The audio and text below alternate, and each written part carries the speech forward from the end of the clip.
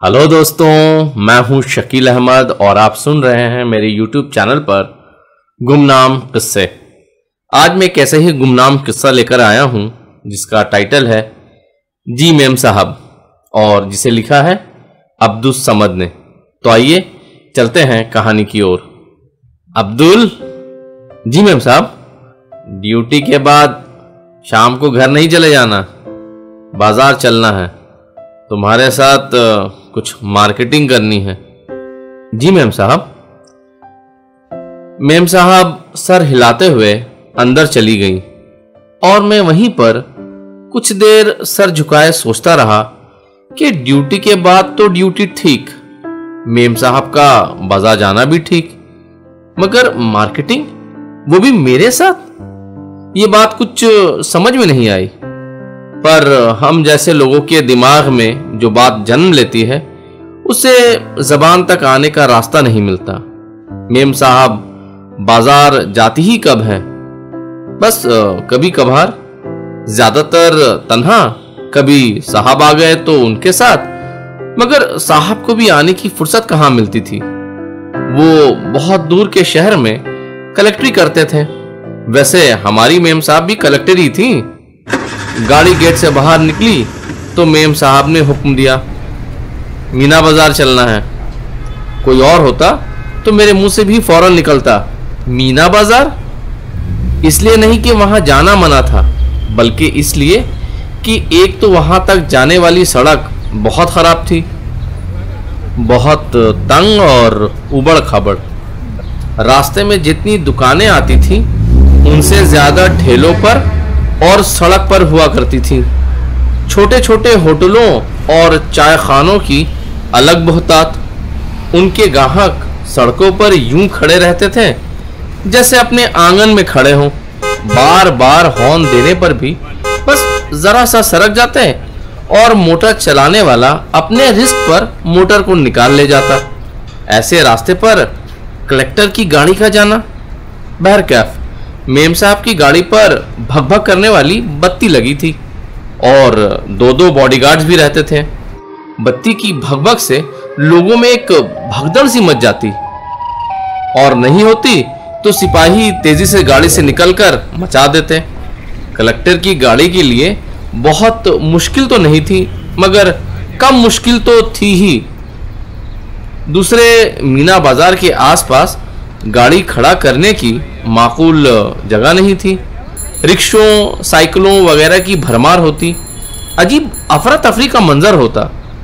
पर हाकिम का हुक्म था, एक मामूली ड्राइवर की क्या मजाल कि अपने लब हिला सके। ऐसे आलम में मेरे पास भी एक हथियार होता था, हॉर्न। खूब तेज हॉर्न, लगातार हॉर्न, जिससे पूरी फिजा गूंज उठती। तमाम दावों का इस्तेमाल करते हुए गाड़ी मीना बाजार के पास पहुंची गई। कलेक्टर की गाड़ी को आता देख सारे रिक्शे, ठेले, साइकिलें और लोग यूं भागे जैसे कि कोई हाकिम आ गया। अब्दुल, तुम मेरे साथ चलना और एक सिपाही, दूसरा सिपाही गाड़ी पर रहेगा। मेम साहब ने गाड़ी से उतरते हुए हुक्म दिया। ये भी उनका नया हुक्म था। वो चलती थी तो दो सिपाही उनके दाएं बाएं चलते थे। गाड़ी पर मैं रहता था। मीना बाजार में तवक्को के मुताबिक बहुत भीड़ थी। भीड़ से ज्यादा अफरा तफरी। चलने के लिए जो टेढ़े मेढ़े रास्ते थे वो इतने तंग कि उन पर एक वक्त में एक ही आदमी चल सकता था, पर चलते थे एक साथ 4-4, 5-5 आदमी। बगैर धक्का मुक्की किए चलना तो मुमकिन ही नहीं था, मगर मेम साहब के साथ तो दो दो सिपाही थे। मैं भी वर्दी में था। आम लोगों को क्या पता कि मैं सिपाही नहीं, ड्राइवर हूं। मेम साहब हर दुकान को गौर से देखती हुई एक जगह पर रुक गई। वो शलवार सूट की दुकान थी। कलेक्टर को अपनी छोटी सी दुकान में देखकर दुकानदार की कैफियत देखने लायक थी। वो घबरा भी रहा था और खुशी से फूला भी नहीं समा रहा था। उसका बस नहीं चलता था कि अपनी दुकान के सारे सामान मेम साहब के कदमों में डाल दे। वो उनके सामने सूट के ढेर लगाया जा रहा था और मेम साहब उन पर बस उचटती हुई निगाह डाल लेती थी। आखिर आजिज आकर दुकानदार ने दस्त बस्ता अर्ज किया, हुजूर मेरी दुकान में तो यही सब कुछ है, जरा अपनी पसंद बता दे तो। मुझे जरी, कामदानी और मोतियों के काम वाले सूट चाहिए, मेम साहब ने अपने होंठ सिकोड़ते हुए कहा। मैं चौंक गया। उनकी पसंद के कपड़े जहां मिलते थे वो दुकान गली दर गली और वहां जाना और मुश्किल था। मेम साहब ने बाहर निकलकर मुझसे पूछा, अब्दुल तुम्हें पता है वो कपड़े कहाँ मिलेंगे? जी मेम साहब। मैं उन्हें वहाँ ले गया। उन्होंने एक खूबसूरत और महंगा सूट पसंद किया, लखनवी जरी के काम वाला। उस पर जा बजा सलमा सितारे टके थे और दुपट्टा की किनारों पर महीन मोती जड़े थे। मुझे दिल ही दिल में बहुत हंसी आई कि ऐसा सूट पहनकर हमारी मेम साहब कैसी लगेंगी। वो तो ज़्यादातर जीन्स और ढीला ढाला सा शर्ट पहनती हैं और ये पहनकर वो औरत तो बिल्कुल नहीं लगेंगी, सिर्फ हाकिम लगेंगी। बाल उनके कटे हुए थे और सिंगार वो करती नहीं थी। उनके दोनों बच्चे बोर्डिंग हाउस में रहते थे। अपने रहन सहन बोल चाल से पक्के अंग्रेज तो हमारी मेम साहब और साहब भी थे, मगर नौकरी की मजबूरी उन्हें हम लोगों की जबान बोलने पर मजबूर करती थी, वरना आपस में तो हमेशा अंग्रेजी बोलते थे। अंग्रेजी तौर तरीके पर खाते पीते और अंग्रेजों की तरह रहते सहते थे। ये सूट कैसा है अब्दुल? मेम साहब के अचानक पूछ लेने से मेरी सोच बदहवास हो गई। यानी मैं बताऊं मेम साहब को? मैंने जल्दी जल्दी सर को 2-3 बार यूं हिलाया कि बहुत अच्छा, बहुत अच्छा। वहाँ से निकलकर मेम साहब ने मुझसे फरमाइश की, अब्दुल अब मुझे सलीम शाही जरी की जूतियों की दुकान में ले चलो। मैं हुक्म के मुताबिक उन्हें जूतियों की दुकान में ले गया। वहाँ मेम साहब ने खूबसूरत, नाजुक और महंगी जूतियों का इंतखाब किया जो इत्तेफाक से उनके सुबुक और गोरे पैरों में यूं फिट आई जैसे सिर्फ और सिर्फ उन्हीं के लिए बनी हो। वहाँ से उठकर मेम साहब कांच की रंग बिरंगी चूड़ियों की दुकान में गई। वहाँ इस इन्हमाक और शौक से रंगीन चूड़ियों का मुआयना करने लगी कि मुझे फिर हंसी आ गई अंदर ही अंदर। इन चूड़ियों को पहनकर वो कैसी लगेंगी? उनके हाथ पर सिवाय घड़ी के मैंने कुछ नहीं देखा था। कभी कभार एक बेहद भद्दा मोटा कड़ा। पता नहीं मेरी मेम साहब के जी में क्या समाया था। चूड़ियाँ खरीदने के बाद उन्होंने बेहद राजदाराना अंदाज में मुझसे पूछा, अब्दुल उसे क्या कहते हैं जो बालों पर छिड़का जाता है? मैं तो समझ ही नहीं पाया और हवन्नक की तरह उनका मुंह तकता रहा। वो फौरन बोली, अरे वही वो बुरादा जो बालों पर फैलकर बहुत चमकता है, अफशा। मैं डरते डरते बोला, सच्ची बात यह है कि मैं अच्छी तरह जानता भी नहीं था, मगर मेरा तीर सही निशाने पर बैठ गया और मेम साहब बहुत खुश हो गई। अब्दुल तुम बहुत काम के आदमी हो, चलो उस दुकान पर। उन्होंने अफशा ही नहीं, हिना के भी 2 पैकेट खरीदे। मुझे समझ में नहीं आ रहा था कि इन चीज़ों से वो क्या करना चाहती थी। वो तो सिंगार पटार की बड़ी मुखालिफ थी। उनके गले में सिर्फ सोने का एक महीन सा हार पड़ा रहता था और आंखों पर धूप का एक बड़ा सा चश्मा जो उनके आधे चेहरे को छुपा लेता था। बस उनका सिंगार यही था और खरीद रही थी 16 सिंगार के सामान। बड़े लोगों की बड़ी बातें। ईद आने वाली थी। मैं मसरूफियत के सबब उसकी पूरी तैयारी नहीं कर सका था।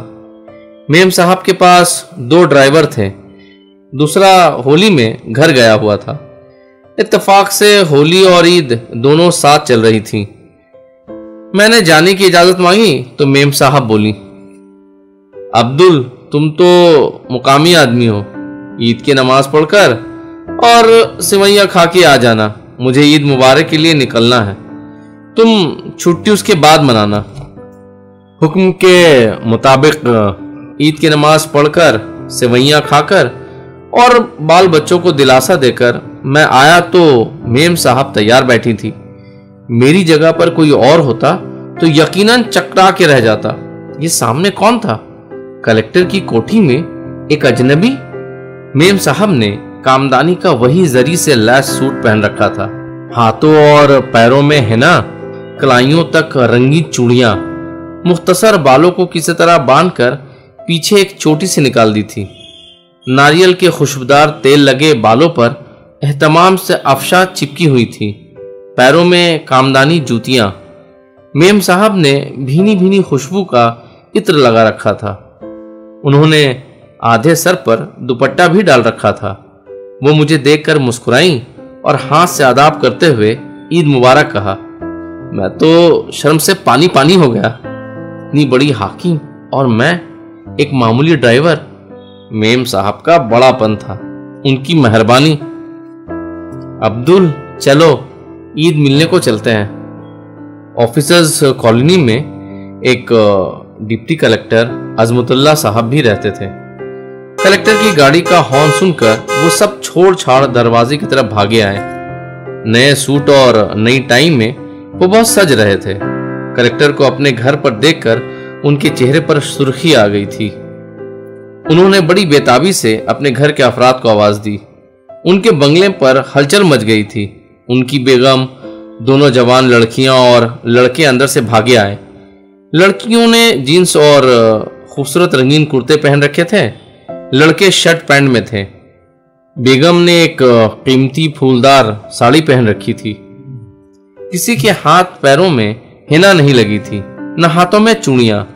उनके दरमियान हमारी मेम साहब बिल्कुल अलहदा लग रही थी।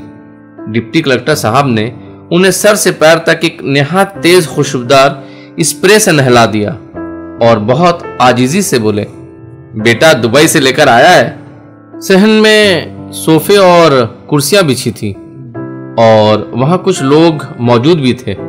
डिप्टी कलेक्टर साहब ने उनसे वहीं तशरीफ रखने की गुजारिश की, मगर पता नहीं क्यों मेम साहब सबके साथ अंदर चली गईं। थोड़ी देर के बाद अंदर से मेरे और सिपाही के लिए प्लेटों में मिठाइयाँ और नमकीन आ गए। सिपाही के मुंह से बेसाख्ता निकला, और सिवैयाँ मेरे यहाँ खा लेना यार। जल्दी में मुझे कोई जवाब नहीं सूझा। कुछ देर बाद मेम साहब अपने मेजबानों के साथ बाहर निकली और हम वापसी के रास्ते पर चल पड़े। मुझे महसूस हुआ कि मेम साहब जिस जोश और खरोश से आई थी वो अब बाकी नहीं रहा था। वो बुझी बुझी सी थी, मगर हमारी क्या मजाल कि कुछ बोल पाते। गाड़ी से उतरते हुए मेम साहब ने कहा, अब्दुल थोड़ी देर और ठहरना। जी मेम साहब। मैंने सर झुका दिया। कुछ देर के बाद मेम साहब अंदर से निकली। उन्होंने वो सब कपड़े और चूड़ियां उतार दी थीं। सिर्फ उनके हाथ पैरों में हिना लिपटी थी, जिसका रंग जल्दी नहीं जाता था। उनके हाथ में एक थैला था। उसे उन्होंने मुस्कुराते हुए मेरी तरफ बढ़ा दिया। अब्दुल देखो इसमें क्या है। मैंने हाथ डाला।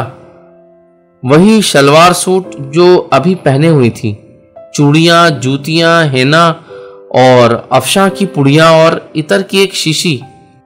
मैंने हवन्नक की तरह उनकी तरफ देखा। वो मुस्कुराकर बोली, अपनी बीवी को दे देना, ईद के तोहफे हैं, और हाँ उन्हें मेरी तरफ से ईद मुबारक भी कहना। जी मेम साहब। आज मुझे अपने ड्राइवर होने पर शर्म आ रही थी, लेकिन मैं कुछ कह ना सका और उनका शुक्रिया अदा करते हुए घर से बाहर निकल आया। तो दोस्तों, ये थी एक छोटी सी कहानी। उम्मीद करता हूँ ये कहानी पसंद आई होगी। अगर आपको यह कहानी पसंद आई है तो मेरे चैनल को लाइक करें, कमेंट करें, सब्सक्राइब करें, शेयर करें, और हाँ दोस्तों, कहानी सुनने के लिए बहुत बहुत